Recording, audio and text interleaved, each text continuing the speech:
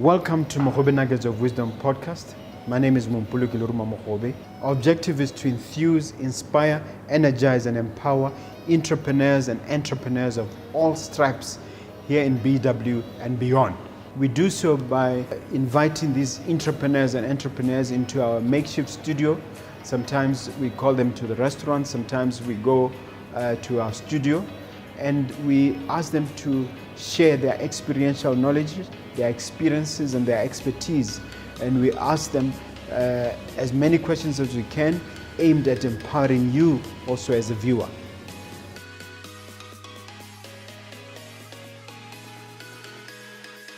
Hello viewer and listener, my name is Mompoloki Lerumo Mogobe.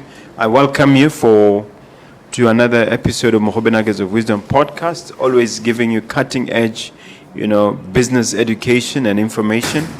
Hopefully information that will empower you and enhance your skills insofar as entrepreneurship is concerned. And my guest will do exactly that. He is a young man, and as always, I want my guests to introduce themselves. Welcome, sir. Thank you, sir. Yeah. Thank you for having me on the show. My name is Thabo Batlhophi. I'm 21 years old. I'm an author. I own my own publishing company called Elis Publishing Company, and I'm an entrepreneur as well. As I said, I sell my books. I do seminars, events for students, for them to achieve academic excellence. Yes. When did you get into entrepreneurship? I got into entrepreneurship when I was 18. I remember when I was getting into Form 1 at Mompoloki, I knew that when I was 18, I want to release a book that is a book that will help students succeed academically. So I started living my life from when I was 14 to build my academic journey for it to be an inspiration to other students, so that by the time I release my book, I would have built a certain track record that people say, indeed, you want to buy this book because this guy has really achieved 1, 2, 3. So when I turned 18, I became a top achiever at Livingston College after finishing my Form 5, and then I released a book. You got straight A's? No, not straight A's, but A's, yes. I was a top achiever there. So then I released that book, and it was good. I mean, I launched it at Rival Capital Cinema, where it was endorsed by UNICEF, other Which media book houses. is this? Is it this one? No, it is not that one. Actually, it's not among these ones. I'm now giving it out for free. My first edition is the first edition of this one. Effective Living in school. Yes, that's the second edition. All right. Yeah. When I was now getting into university, and my results came out the other day, I got a first class degree. I was doing finance and banking. At UB? No, at BC, Botswana Accountancy College. Oh, okay. Yes. Congratulations. Thank you. So writing books did not interrupt your study? No, in fact, it enhanced it. It enhanced it. I love writing. I can come up with a book right now. Yeah, I'm just a good writer. So. Okay. Yeah. And what is the trick for you? What would you say is the secret for your success at such a young age? I believe you can never achieve a certain level of success if you don't have the right mind for success. Because I believe that as humans, we act based on who we are internally. What you have externally reflects what you are internally. So my success from a young age, it was driven by having a mentor. So I had a mentor, B.F. Rams, who actually showed me how... Pastor B.F. Rams, yes. Because I went there, I was 14 years old. I went there at his church, and I was just listening. I was like, okay, Rebanti had listening to him, but I'm actually seeing myself in him because I want to be this public speaker, motivational speaker who's paid by corporates to train their people and stuff like that. So I really believed in myself that I can be that. So he exposed me to the life that I wanted to live. So I started seeing possibilities at a young age. I was like, if I can know what he knows at his age, then I can have what he has at his age, at now my age. So I started, I'm following how he does things, his work ethic, how he talks to people, how he carries himself in society, everything like that. I started studying him. And I didn't realize that studying him now made me turn into someone similar to him. So I started working like him, I started behaving like him, and eventually I started attracting the success because I believe... What was the key behavior or the key habits that you adopted? Nice question. When I went into Mompoloki, I entered with this statement. I told myself that Mompoloki is not going to define me but I'm going to define myself.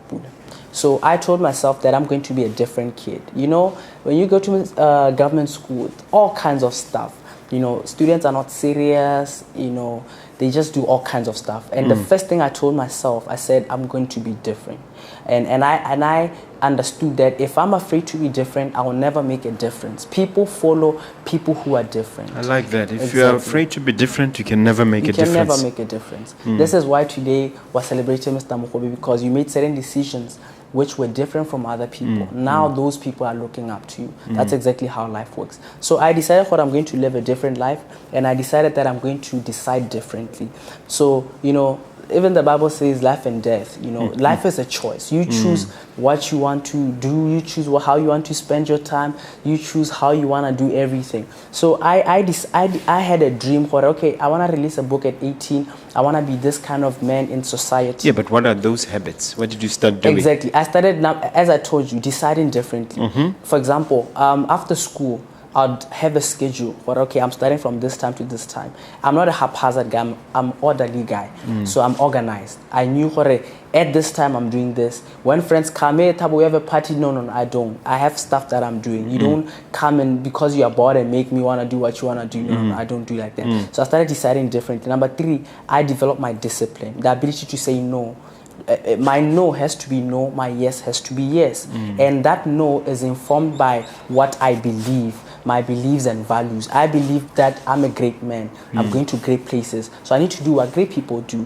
A great person is investigating in the future. Today, if I become a millionaire, people are going to dig in my past. Who was Thabo when he was 13, when he was 12? I think you're already a millionaire. It's a mindset. It's a mindset, right? Exactly. It's a mindset. So I started deciding differently, acting differently, and deciding what I'm going to be different. And then lastly, I decided that I'm going to be an influential young man.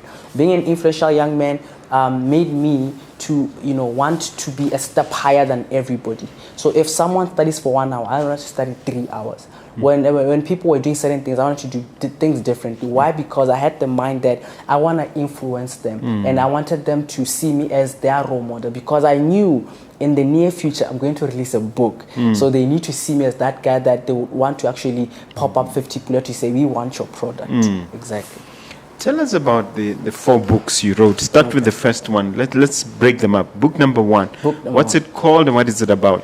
So the first one is Effective Living in School, which is the first edition of that one. It's actually black in color. I don't have it in print anymore. I give it out for free. So when you go on my social media platform, whether TikTok or Facebook, you'll find a link, say get my free book. You'll be able to get it for free. Effective Living in School. Effective Living in School. So that book is whereby I was actually exposing students on the right the right mindset to succeed as a student. Inside the book, I'm talking about how to define yourself. I'm talking about overcoming challenges in school. I'm talking about the benefits of mentorship, because I believe that I may have had a mentor outside of the school walls, but a teacher can be your mentor. You can literally approach a teacher, Maraure, I want you to mentor me through my school journey. It's very important, because that teacher will help you with the school journey. When you have certain challenges, they can help you. If also, you know, maybe you're not finding the right ways to study, they can help you. They keep you accountable. I had a mentor who kept me accountable. I like the fact that you call it wisdom nuggets to look forward to. Exactly. So you and me like the idea of nuggets of wisdom. Nuggets. Exactly. And why did you write a second edition? What was wrong with the first edition? So the first edition was small. I was young. I was hungry. You know, I was 18. But when I got to university, when I was I think I was 20. Yeah, I was 20. I was doing around about third year, second year. I got exposed to, you know, a higher level of education. High school and university, different ball game altogether. Trust me, different ball game altogether. You need a higher level of discipline. I mean, there you can do anything. A teacher won't even beat you for not doing your homework. It's your life. You live, you know, exactly. So as I grew, because I read daily, you know, I meet great people like yourselves daily. I'm a person who really loves listening. Yeah. People think I love talking, but that's actually the opposite. I talk a lot because I listen a lot. For me to have content, I need to listen a lot. Exactly. You have to absorb a lot of content. I need to absorb a lot of content. I talk. Yes. Exactly. Yes. So the more I was growing, the more knowledge I got. And actually some things became irrelevant because when I'm here and I grow, I'm like, this thing, like I can't live off here. And as I grew, I was like, this is lower, wisdom. I now leveled up and I was like, I need a second edition to actually expound on what I was talking about in the first edition. I'm going to hit you with random chapters to tell us what they're about. All right. Why students fail. Why students fail? Number one, students fail because of laziness. Students fail because they lack the hunger and willingness to succeed. You see, it's one thing to want to succeed and it's one thing to badly want to succeed. I mean, there are people who kind of like want to succeed. Go to shop, even when they fail, it's okay. Even when they don't get that deal, that contract, it's okay. But for you to succeed academically, I remember one time, let me just branch off. One time, literally, I went to class, university, first semester. I was doing a module called Financial Analysis for Business. I literally got into class. That man was talking, like the mouth is moving. He's saying something, but nothing was entering. You know what I did? I literally left the class. I went home. Like, students are there and I'm going home because I was overwhelmed. Like, oh my God, I feel like I'm about to go, man. And I went home. And when I went home, I asked myself, why did I choose this course? How can I succeed? This is hard. But how can I actually succeed? I was like, you know what? I need to develop the hunger to want to succeed. From that day onwards, I was like, you know what, Taba? You're going to ace this thing. No matter how hard it is, no matter if you're going to fail 20 times, you're going to get it. And trust me, that mindset, it programmed my mind to always produce the answers I needed. Even if I'm studying something, and I'm not getting it maybe 10 times, 20 times, I know at the end I'm going to get it. So that mindset helped me. So students fail because of laziness. They're lazy. You have a plan, but you don't follow through. Okay. Another topic, family factor. I love, that's one of my favorite. Because I realized that the first group of people that God put you in when you're born is family. That should show us something. Family is a place of protection. It's a place of being nurtured. Your talents are nurtured. You are protected. You are loved on. That's the place of your protection as a child. And that's your place of identity. So if that place is distorted, then society is going to be distorted. If family is attacked, then we are really, really attacked. I did a research on studying how family, I'm talking about different family setups. I'm talking about both parents, single mother, abusive families and all that, how they affect a child's academic excellence. I like telling people, when a child gets 60%, 20%, it doesn't only reflect the IQ. No, you're wrong. It actually shows you different factors that surrounds academic excellence. It can be family, as we're talking about family right now. A student who's coming from an abusive family, it's going to be really hard for them to focus on school. And some actually, in fact, just yesterday, I was on RB2, I think last week, and then this other 21-year-old heard about what I was talking about. I was talking about family, how there's a big gap between parents and children, and we need to bridge that gap. That's exactly what I'm talking about in the book, because parents are thinking like this, kids are thinking like this, parents are expect this from their kids, kids expect this, and there's a clash. So there's a need for us to actually connect this two. Your differences should not make you fight. Your difference is actually a platform where you guys should, complement each other. We don't have to be the same. Look at a puzzle. A puzzle made of different shapes, but they complement each other and they make one beautiful shape of something. That's exactly how family is. That I'm disagreeing with you, Dad, does not mean we can't live, No, it doesn't. You can have a friendly disagreement. Thank you. That's what people don't get. So the family is distorted, and we need to, fix that. Fix the relationship between mother-father, not mother-father, that's not my area. Fix the relationship between mother and child, father-child, and try to fix the family. So in the family factor, I'm talking about that, how a kid actually can overcome family trauma. Discovering the greatness in you. Beautiful. That should be one of the juiciest ones for you. That must be the juiciest, exactly. Everybody has greatness, and you need to discover it. You see, I believe that the greatest tragedy in life is not actually the lack of talent. God has put in us raw materials. God didn't give us paper. He gave us trees. God will not give you millions flying. No. He will give you a mind. And in that mind, you mine out your greatness. In that smallness, you mine out your greatness. I always tell people, the difference between the rich and the poor is that to a poor person, nothing is ever enough. To a rich person, they can make money out of anything and out of nothing. That's the difference. And students have to discover the greatness in them by realizing the smallness. People are looking for great things. No. You should be actually looking for the small things. And the small things now make great things. You know what? On this first floor is made of little bricks put on top of each other. Literally. Yeah. For me to build this, I need to look for small bricks. But people are looking for a building and saying, I want to buy that building. That's the problem. And that's going to overwhelm you. You start small and you build. Wow, that's so powerful. You're speaking to me there. Yeah. Let's talk about book number 2. What is it called? School Made Easier. Actually, this is not book number 2. This is book number 4. Okay, let's talk about book number 2. Book number 2 is titled The Teenager God Uses. So this one I at least... God uses, exactly. Yeah. So people, when they see God, they think I'm talking about religion. No. I'm not talking about religion. Definitely. Your God can be whatever you want your God to be.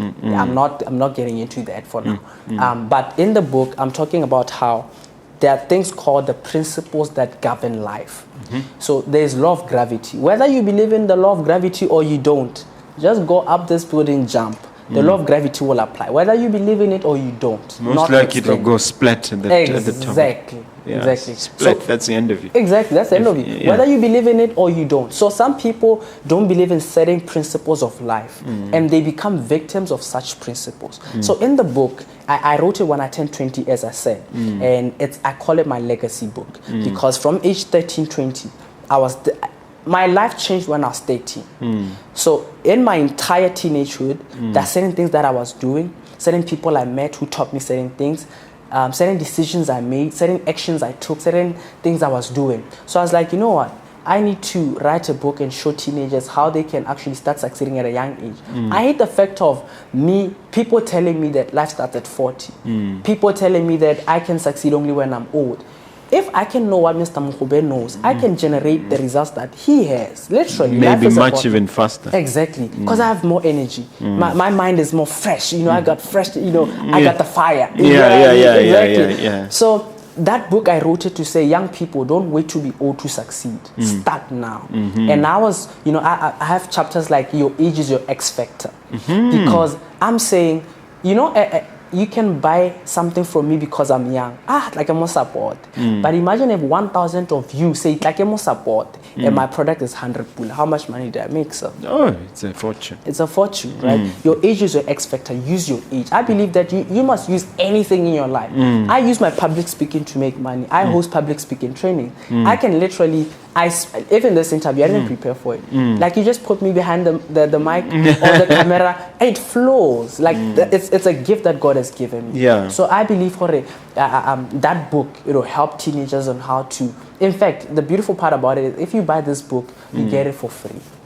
I get that other one exactly. for free. It's 150, but this book is 20 back. Wow. Exactly. Let's talk about book number 3. Book number 3 has to be, in fact, sorry. That Teenager God Jesus has to be book number 3, okay? Because the first edition, remember that first edition, the black one, and then the second edition, the yellow one, and then the third one, this is the fourth one. Okay, all right. Yeah, so you didn't bring that one. No, I didn't bring that one. So let's go to number 4 then. Yeah, School Made Easier. Yeah. Why you made it so small? Okay, good question. After doing my research, I realized that many students actually don't finish reading this book. It's only a few. And I understood because they have big books that they're reading. Imagine you're reading a science book this thick and you have to read that one. You're diverting your focus. So I was like, you know what? I need to compress all this information to something small. At least 15 minutes and you are done with the book. Because I was like, this book you can read while I paint, and you're done with it. And I made it small because I didn't want theory. So after finishing and I got a first-class degree at university, I was like, I'm done now with school. Not like talking about masters and PhD, but I'm done with what most people do. That is high school. I was a top achiever in university. And what I like about me is this: I'm not the most intelligent student. You know that people who are very intelligent. Like I had this other guy. How much 17 times 11? He told the answer. How much 20 times 100 and something. He tells you. He's that brilliant. A lot of brilliant people that we went to school with. Exactly. Not much happened. Not much happened. Yeah. But I was the child that I need. This is my mindset. When you get a math concept in 15 minutes, I'm willing to study for 2 hours and get the same concept. Many students are not willing to do that. They say, hotata, and then they're done. But that's the wrong mindset. So when the school made easier book, if you check out my chapters there, I'm talking about what every top achiever knows and what they do. I'm going to hit you with a few chapters now that you mention it. Exactly. To get you to comment on them. Yes, please. How to study effectively. Exactly. So people need to understand that studying does not make you to pass. It's how you study that makes you to pass. There are many people that can study 8 hours and their results don't reflect the work that they put in. So it's not about the amount of work you put in. Many people study to mark the register. Let me tell you how I used to study and tell me whether you use the same method. Okay. First, I would listen in class, and then I would read the content. I would have taken notes, and then I would read those notes. And then after I read them, I make my own notes, which are the summarized version of these notes. And then I take the notes that I made and I reduce them to cards. Key points on the cards. Right. And then I read the cards and I always nailed it. Exactly. I always nailed the exam. I also What do is that. your method? I also do that. So I didn't read the book, but what method do you use? So I'm the type of student that I can literally read the entire book. Like I love reading. If you give me let's say I'm doing economics, I'll read everything. Like in fact, when I read, I write, because writing, this is what I realized. When you read, you're reading too fast. Let's say I'm reading this, my academic journey, my 4 books, my publishing company. It's too fast for my brain. But when I write, I'm slow. So my brain, that speed is good for my brain to internalize. So when I read just Kisakwali, I'm just too fast. I'm going to forget what I was reading. So as I read, I write short notes. When I attend lessons, I know exactly what I'm going to be taught in the lesson, so that I read in advance. I may not read everything, but my mind is ready to receive the kind of information that I'm going to receive in the class. And I always tell students, you don't study for an exam. You don't. You don't study for an exam, you revise for an exam. There's a difference between revising and studying. So a student who studies, as in study chapter 1, chapter 2, chapter 3 of the textbook, you're going to fail. Studying happens during the term if you're in high school, or studying happens during your semester. So after the lesson, you need to go and study. You can imagine topic 1, you didn't understand one concept. It's okay. I'll study maybe before the exam. And then chapter 2, there's a certain concept you don't get again. You don't realize these things concepts are interlinked. Thank you. They're interlinked. And it keeps on piling. By the time you try to study for the exam, you won't manage. You talk about acing the exams. There's studying for exams, effective study, and then acing. Let's talk about how you ace the exam. So you're talking 95% upwards. No, I don't want to say that. You know why? Because a student may be getting a C and that's success to them. I may have gotten a first class. So define ace. Ace is your kind of ace. Ace is progress. That's ace. So you may be getting a U and then you getting a C. That's acing for you. That's fine, because you need to understand that we have different. No, it can't be fine. Somebody will say I got 51%. I aced it. No. Okay. Yeah, you're making it complicated. But let's say you got 51. In terms of the academic rules, you failed. So automatically, okay? Well, you got over 50, so you passed. Yeah, no, I'm saying... But you haven't aced it. You haven't aced it, exactly. So when I say ace, I mean doing the best of you. I always go to the students that feel...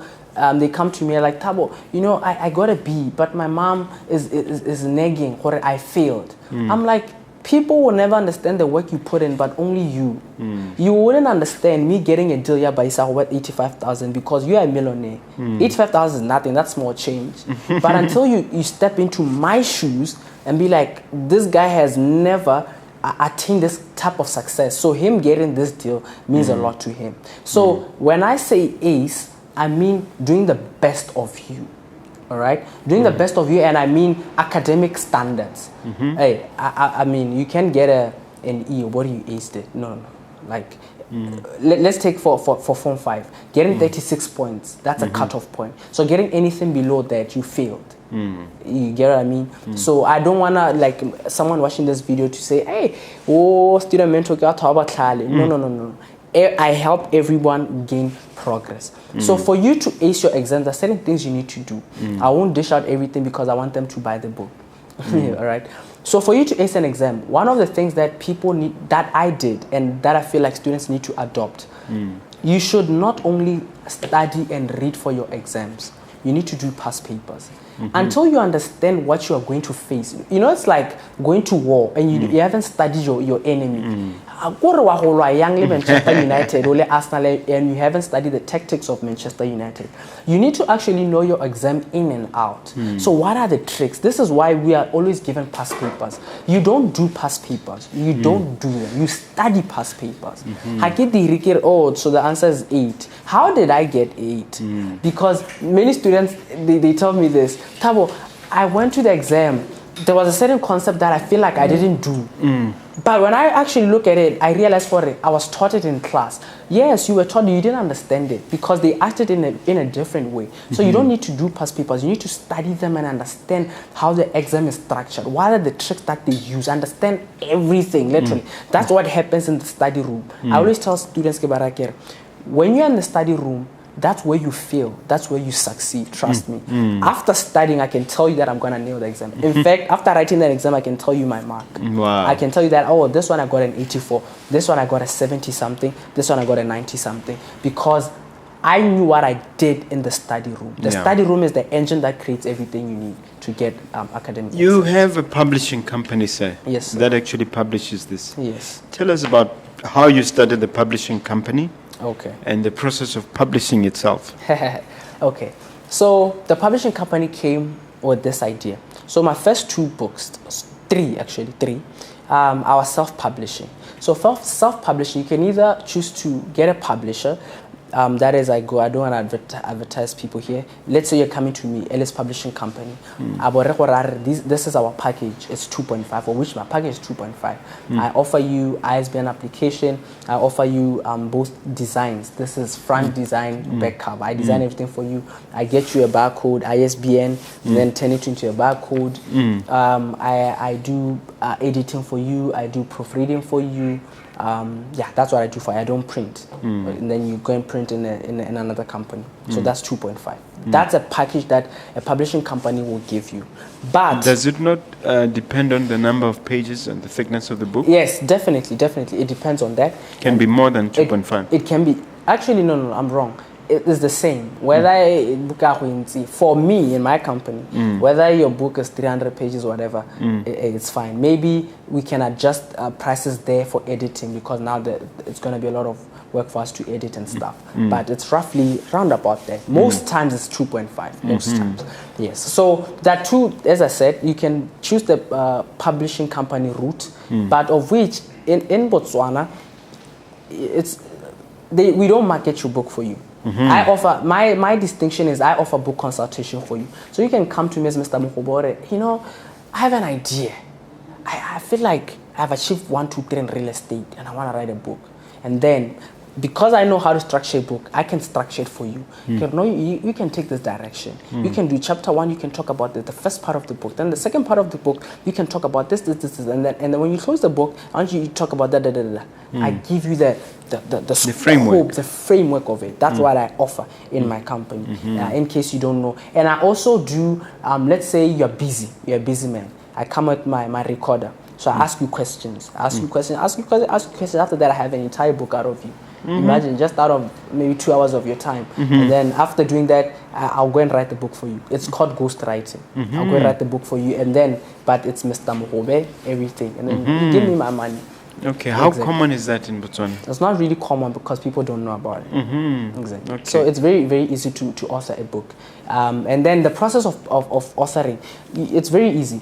You just need to have a designer, have an editor who will proofread as well. I'm not so good in English, but when you write, when you read my book, you think, this guy is good in English. No. There's someone who edits for you. Who edits, exactly. I have a designer who does everything. Actually, I've used one designer all my full books. I love him. Yeah, he always does a fantastic job. So you need a designer, and then ISBN application. It's our National Library. They give you the code, and then you turn it into a barcode so that in any store it can be like a ding, and then everything comes out. Okay, what ISBN the price. So you need to have all those things in place. Is there Zaga in authoring and publishing books? Publishing has been slow for me because I haven't really pushed the business because I started at Kilemo Skolo. So I wasn't giving it much attention. I'm actually starting to give it much attention now that I graduated. Remember I told you my results just came out last week Friday. Yeah. I got a first class degree, finance and banking. I'm officially done with school. Congratulations. Thank you so much. So now I'm into just making money and just selling my books. This book has actually done very well. It has sold over 100 books already. Just over like, I think 3 months. No, not 3 months, sorry, 3 weeks. So it's doing very well. And I also do events. I have a very big event coming up. Let's talk about your big national academic event. Yes. First of all, you talk about academic excellence, and now you're turning into an event. Yeah. Tell us the genesis of your thinking there. So, there are people who don't like reading. They love listening. Audiobooks, exactly. They like audiobooks and engaging with the speaker. So I was like, look, Thabo, you're doing a very good job, but let's expand everything. Let's do an event which is going to have 9 speakers. And those 9 speakers are going to talk about different things which affect a student. Yes, now you can get a student to pass. You can give them the right strategies, but maybe their mental health is not in the right position for them to succeed. So I'll bring a speaker called Hodimo Lati. Look, come and talk about mental health. I'm good with mentorship, but I can say, hey, Coach Bear Friends, you have raised big people with mentorship. Come talk about this. You're amazing when you talk about mind transformation. You're very good in that. And I love students who follow me to come learn from you. Students, succeeding academically is not only the thing. You need to get your money right. Come talk about that. So I got all these speakers to come and talk to these students. I mean, he has over 80 centers in Botswana. He has raised over 1,000 students who have rewritten BGCSE and passed. So you got something there. He's got something. Yeah, exactly. He's a trailblazer. He's a trailblazer. I love him. I was like, man, come on board. And I have this amazing lineup. Did you invite me?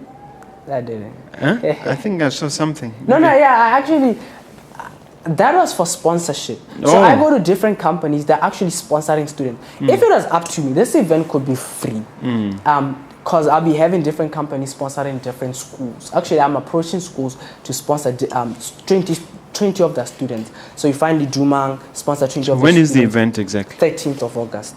13th of that's a Saturday. So it's a big event that my vision is simple. My vision is to restore the hunger and value for education by showing students practical ways on how to succeed academically.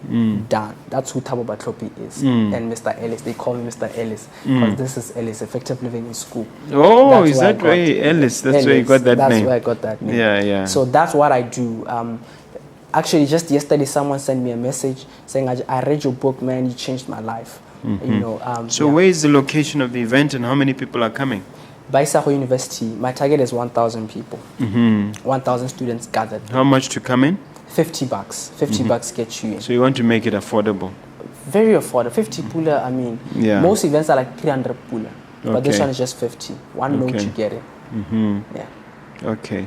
Are you already marketing it on social media? Most definitely. I've been marketing for a week now, and the response is amazing. Actually, individuals have been sponsoring like crazy. I mean, 3 people sponsored with 10 tickets. I'm in talks with certain companies. I won't mention them. $50, it's like almost mahala, isn't it? Exactly, almost mahala. So I have companies which are also coming on board. News 25 Online is my media sponsor. And then Goms Media is also my sponsor as well. I'll just add them in the flyer. They're not yet there.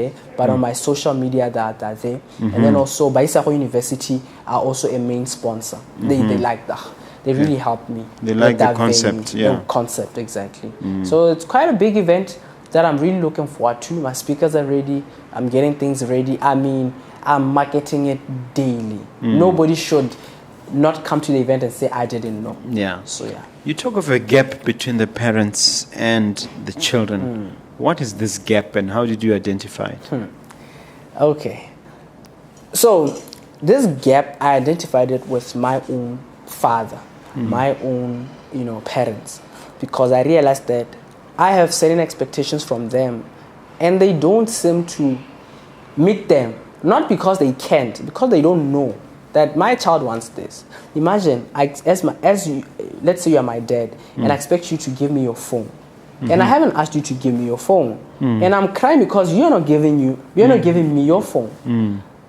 I'm crying, but you don't know what I want. And we are like, oh, lying. And there's a gap of communication. That's the gap.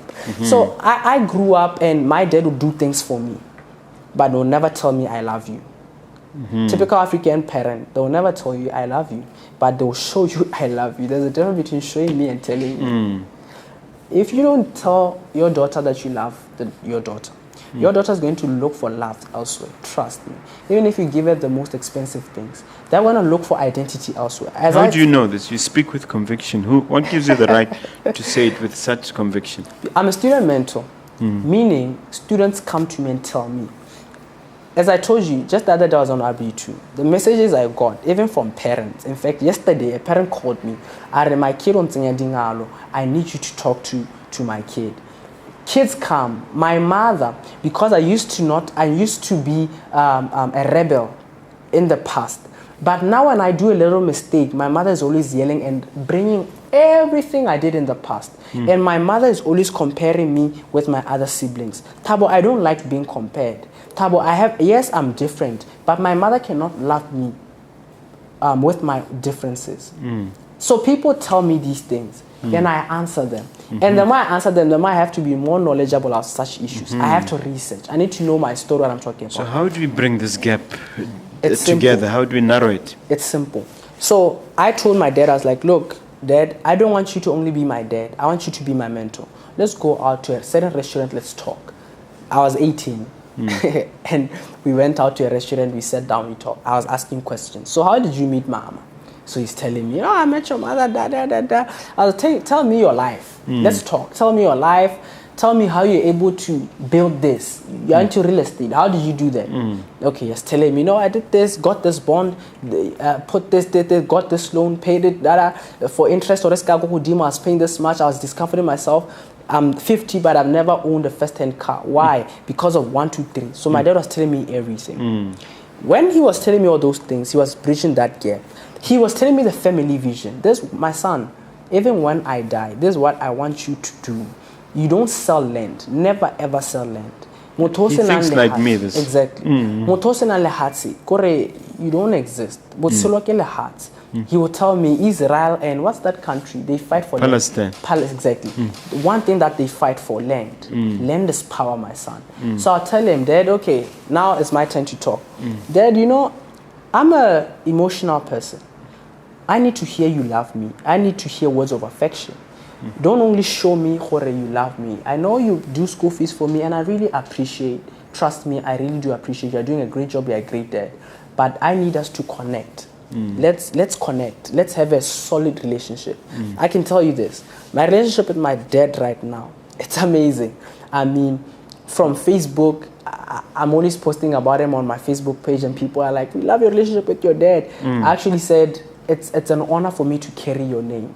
I told him that, and he's so emotional. And he's like, like my dad, But it started by us communicating. What are your expectations? As your son, what do you want from me? As you are my dad, this is what I expect from you. This lady, Onam contacted her yesterday. She got sexually abused. Oh, sorry. And the mother did not support her. The mother was saying, it's because of this behavior of yours. But it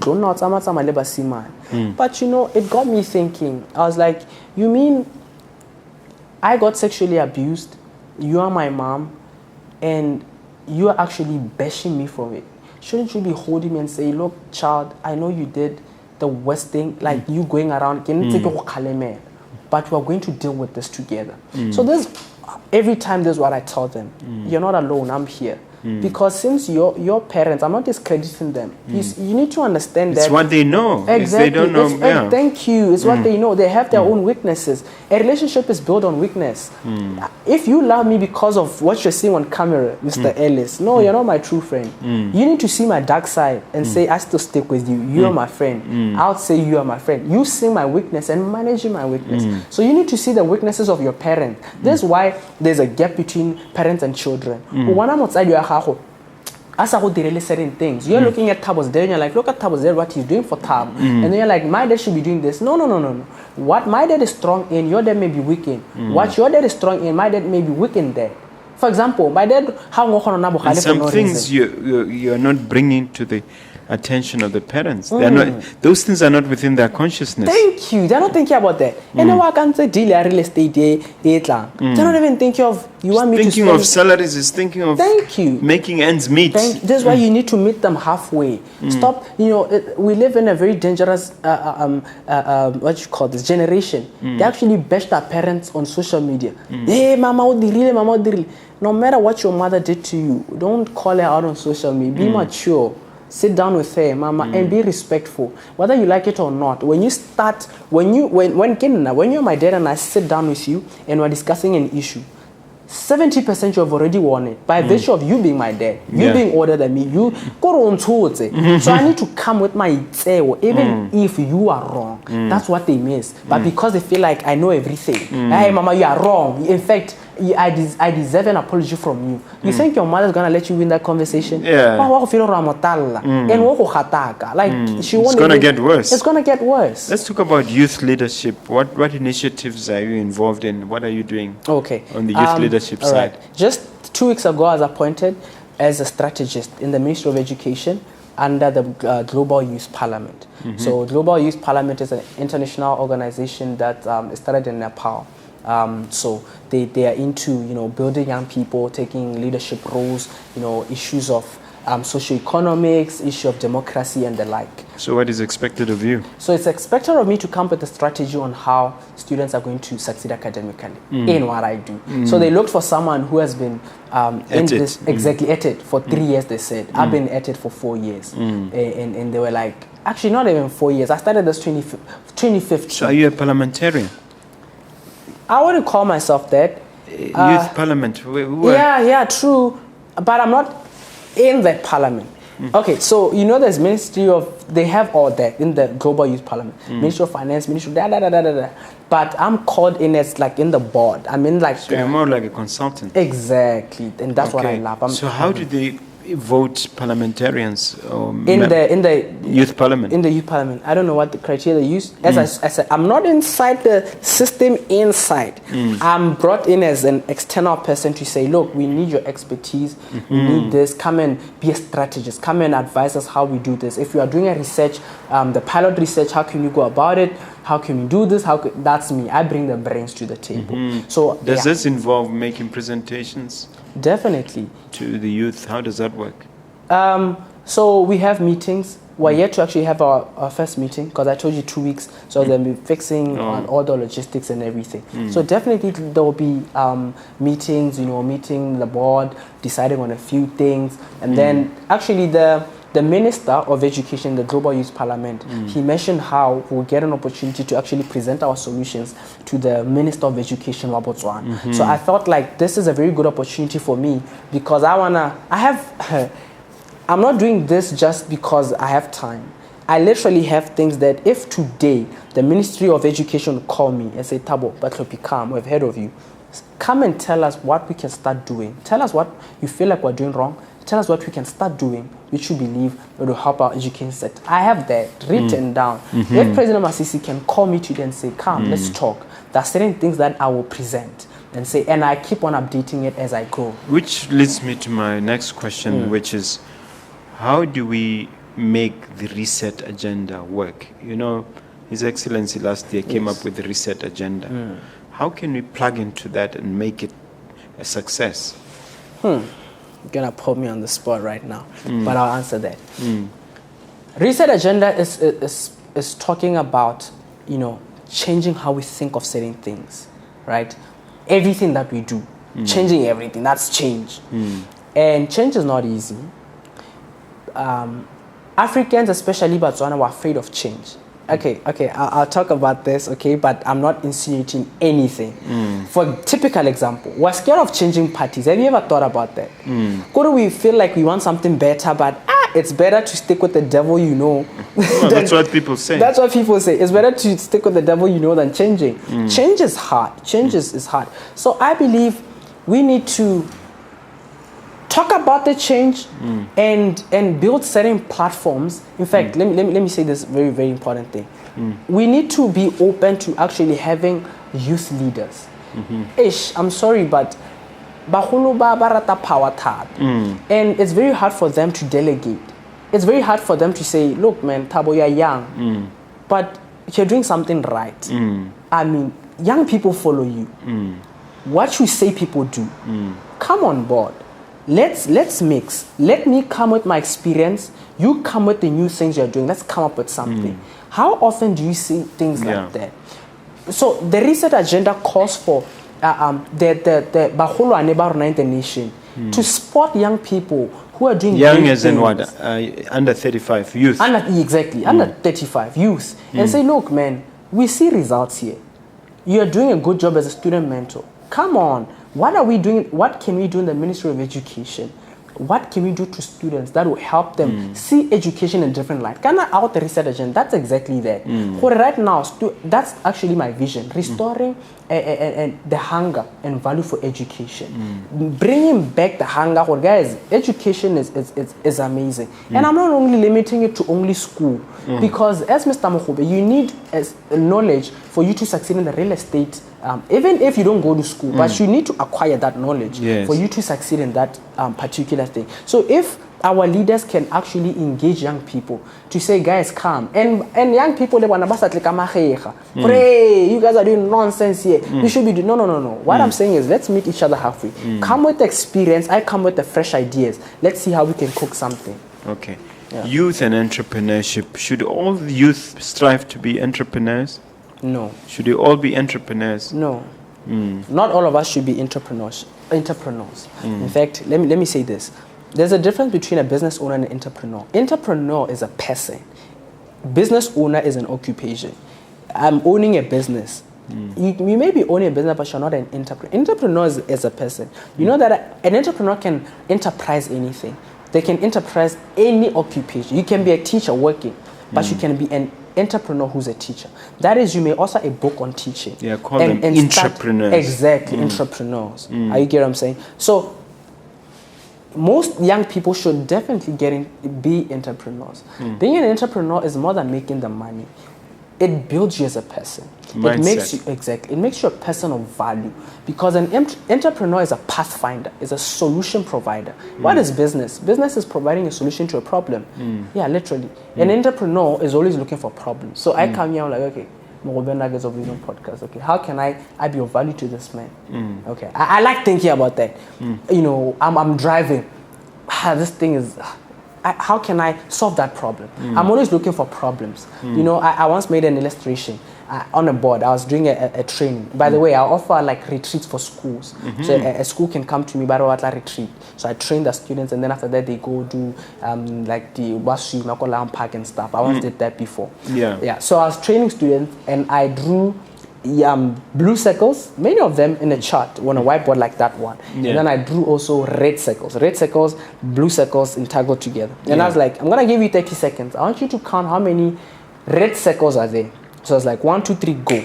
They counted, and then they gave me the correct answer. 30 red circles. And then after I finished, I was like, okay, so how many blue circles are there? Nobody could answer, right? Because their mind, they were counting the red, not the blue. Even after you told them to count blue? No. In fact, I was like, count the red. The initial instruction was count the red circles. So they count. And then I was like, okay, how many blue circles were there? I was like, no, sir, but you said we should count the red. You get it? They couldn't count the blue because their mind wasn't focused. Exactly. The mind is stuck on the red. I was like, that's exactly how many of you are. Your mind is not tuned to find business endeavors, business projects. Why? Because your mind is not tuned to find the blue. they're still stuck. Even though you tell them, no, I'm saying red now. Exactly. So people should fix their mindsets to look for problems. When you look for problems, you find, how did I start doing what I'm doing? I realized the problem. What I feel. Man, this guy's brilliant, Kawan. Could I know this guy? This guy, he's amazing. He can pass go school. I was like, look at the problem. He can see it. So you know what? I'm going to create a solution. I'm going to make this guy see his potential. I'm going to mine potential in people. Yeah. Exactly. Brilliant. What about spirituality? Are you a spiritual guy? I'm a very spiritual guy. Tell us more. Okay, I don't know the angle that you want me to talk about it, but... Yeah, youth and spirituality. Okay. I feel like spirituality is like boundary. As a person, I need to have boundaries. I need to know what I don't cross this. This is where I end as a person. I'm talking about issues of morality. For you to sexually assault a person as a youth, or for you to get into, for you to fight, for you to sell drugs, it just shows me, Hore, you don't know your boundaries and you're stepping out of them. But spirituality, it grounds you. So you know, Hore, you know when you do something better in your heart, your conscience, that's spirituality. It's as simple as that. I'm not going to complicate it. When you lose your spirituality, your consciousness, that little inner voice, this is wrong. You deaden it. You kill it. You kill it. And the minute you do that, you're going to do the wrong things. You're going to engage in stuff that are going to destroy you, destroy people around you. So one of the strong things or most powerful things that we have as a people, as Africans, is our spirituality. The problem is, you see, the enemy works like this. Anything that must work for us, he will attack it. If he knows family will work, he will attack family. If he knows spirituality will work, he will attack spirituality. You know what he will do? He will make the people who are already in the thing contaminate the thing. So he will make the very pastors that you must listen to do wrong things. So that you you discredit Christianity. I'm done. Instead of looking at what the essence of it. Yeah. You know, if a person can create a fake product of this, don't think there's no original. But because there are so many fakes in the market, now people are like, I want original, what done? That's how the enemy works. So we need to be wise as people. These people might be doing this, but the essence of what they are in is real. You remind me, one mentor of mine said, when I complained about the lack of, the lack of perfection in church. He said, look, go to the hospital, you find a lot of sick people. So similarly in church, you find a lot of people who are spiritually sick. Exactly. They've come there for help. Spiritually sick, that's for help. People say, and I'm not going to church because he wanted this brother. I'm like, guys, you're missing it. Church is not a place for perfect people. Church is a place of perfection. You are being perfected. And the perfection process never ends. Literally. All right. We're coming to the end of our conversation. Do you have a question for me, sir? I have a question. But I think before you ask it, I want to know what you have planned for the next 5, 10, 20 years. What sort of can we see about brand, what do you call it? Elis. Brand Elis, yes. Okay, so Elis, I see Elis in other countries. I see Elis, I was actually in talks with this other South African friend of mine. I want Elis to penetrate other countries because I feel like what I have is gold. I've tested it over the years and I've seen the impact that it has had on people. I mean, with humility, I've never been on Mogobe Nuggets of Wisdom podcast. Until today. Which means the person who invited me saw value. He saw that this guy can have a conversation with that great man. I mean, you're a great man. For you to talk to great people, you need to be ready to talk to them. You need to be at the same level or maybe close to them for you to relate with them. So I was like, there's progress here. And I was like, I think I'm ready to spread my wings. So in the next 5 to 10 years, I want to take all these events that I'm doing, Mohai, take it to other countries, take my books to other countries. I have a mentorship program. The mentorship program is nice because even other people outside the country can sign up. I can mentor a person on a call in South Africa, on Calendly. I use this other app called Calendly. You just Calendly? Calendly. You just have to get there. You book a meeting with me. We meet, and then you give me your details. There's my number, and then it'll report to me. Oh, Thabo, you have a meeting at 8 a.m., 8 p.m. If I can make it, I reschedule it. So I want to spread my wings to other countries to say other countries also need this kind of mentorship in terms of academic excellence. And then also I'm also into business entrepreneurship. Helping young people as young as they are to say, hey guys, you have a gift. Value that gift. So you want to go continental? I want to go continental. Not just regional? No. Continental. And I believe in the near... Actually, I've had my first international engagement. Oh, even international? Yeah. I was speaking in Tanzania. It was an online. I was the only Motswana there. And I was the youngest. I was like, there's growth here. So those little successes, UNICEF engaging me, this, I'm like, it shows value and I'm growing. And I'm looking forward to doing more, improving daily. Okay. And answering your question, I've broken all my big dreams to my today. So there's certain things that I have to do, small things that I do. Remember I talked about the one brick on top? Yes. So I believe in, if I can do this every day, just every day, one step at a time, I'll definitely get to where I want to get to. Wow. Yeah. Sounds very, very encouraging and inspiring. Yeah. You have a question for me? Most definitely. I believe 70% of what you know comes from the questions you ask. So if we had the time, I'll actually ask you 100 questions. But I'll ask you this. What do you think is the missing link among young people?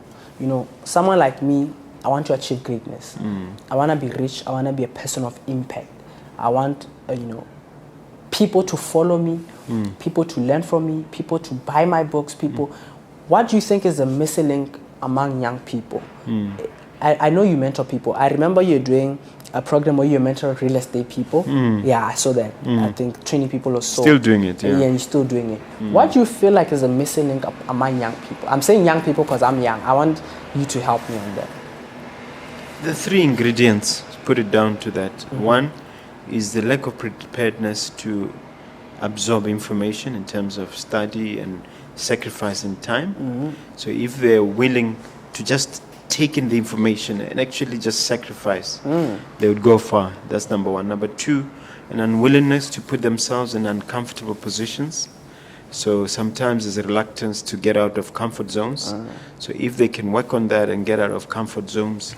And the third one, you won't expect me to mention, but it's important, lack of enough physical activity. The young people need to get physically fit because physical fitness leads to mental fitness. That's right. They've demonstrated the connection in terms of the neural pathways that are opened through physical activity. If they can nail these 3 things, we'll go far. I think because for me those are starting points.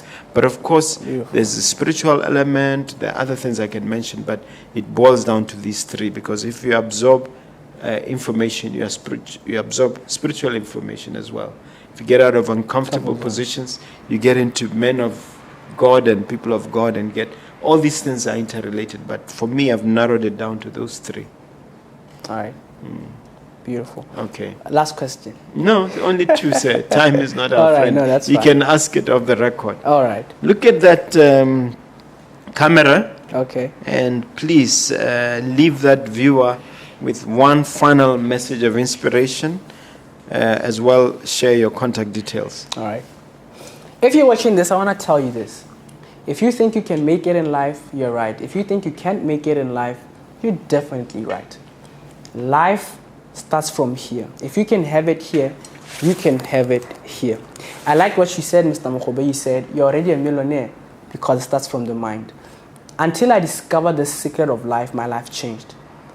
Don't chase success. Chase what success chases. Don't chase money. Chase what money chases. Money chases value. So be a person of value. Don't chase peace. Chase what gives you peace. What's that? That's spirituality. So instead of chasing peace, trying to drink alcohol or do stuff, don't. Chase the source of what you want. That's what I'm saying in a nutshell. You want academic excellence, don't chase that 90%. Chase the lifestyle of an A-star student. Don't chase what you want, but chase the source of what you want. Think about this question and your life will change forever. If you want to get in touch with me, contact me on 76-229-130. There's a video, so you'll rewind and check out the number again. Also on Facebook, TikTok, Instagram, LinkedIn, my handles are Thabo Batlhophi. Thabo Batlhophi is my name on all across all social media platforms. My email is arombatlhophi@gmail.com. Get in touch with me. I'm looking forward to working with you. Thank you. All right. Thank you so much. You've been a wonderful guest, sir. All right. Thank you. Thank you.